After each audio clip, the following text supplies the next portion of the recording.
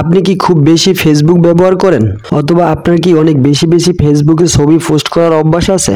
আপনি কি জানেন ফেসবুকে এমন একটা সেটিং আছে যেটা অন করলে কেউ আপনার প্রোফাইল পিকচার ডাউনলোড বা স্ক্রিনশট নিতে পারবে না। আর আজকে আমি আপনাকে দেখাবো সেই সেটিংসটা কিভাবে অন করবেন। বর্তমান সময়ে কেউ যদি আপনার ক্ষতি করতে চায় সেক্ষেত্রে তার প্রথম টার্গেট আপনার ফেসবুক প্রোফাইল। তাই আপনি যদি ভবিষ্যতে কোনো অপ্রীতিকর বা বিব্রতকর পরিস্থিতিতে পড়তে না চান তাহলে এই ভিডিওটি সম্পূর্ণ দেখুন। তো চলুন শুরু করা যাক।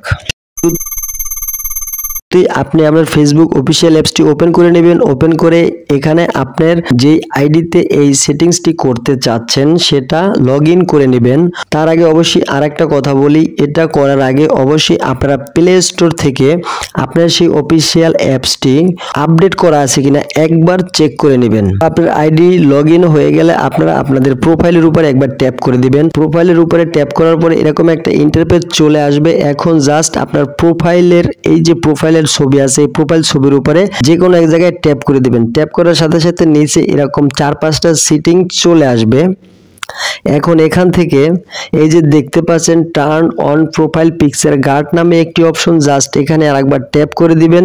ট্যাপ করার সাথে সাথে এরকম একটা ইন্টারফেস ওপেন হবে। এখন এখানে জাস্ট নেক্সটের উপরে আরেকবার ট্যাপ করে দিবেন। নেক্সটের উপরে ট্যাপ করার পরে এই যে দেখতে পাচ্ছেন গার্ড একটা অপশন চলে আসছে এবং তার পাশে সেভ লেখা আসছে।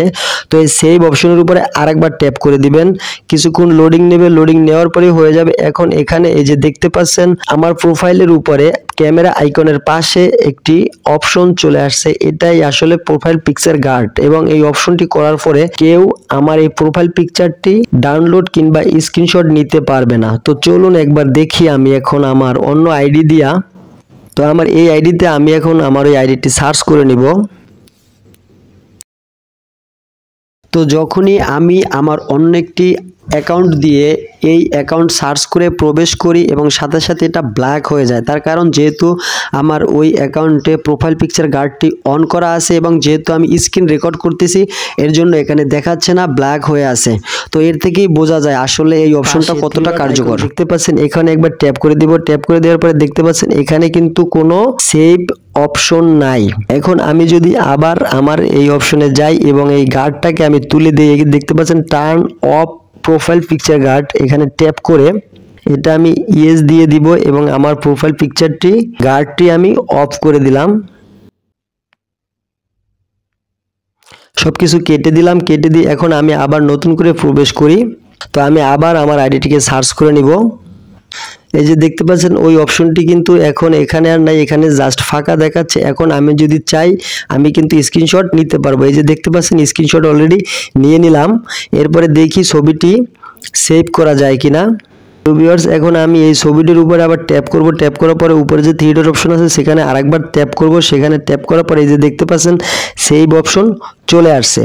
তার মানে এর আগে কিন্তু সেভ কোনো অপশন ছিল না, এখন সেভ অপশন চলে আসছে। তার মানে এটা শিওর যদি আমরা আমাদের প্রোফাইল পিকচার গার্ড অপশনটিকে অন করে দেই। দেখতে পাচ্ছেন turn on profile picture guard, এটার উপরে ট্যাপ করে নেক্সটে ট্যাপ করে সেভ করে দিলে আর কেউ আমাদের প্রোফাইল পিকচারটি ডাউনলোড করতে পারবে না, সেভ করতে পারবে না, এমনকি চাইলেও আর স্ক্রিনশট নিতে পারবে না।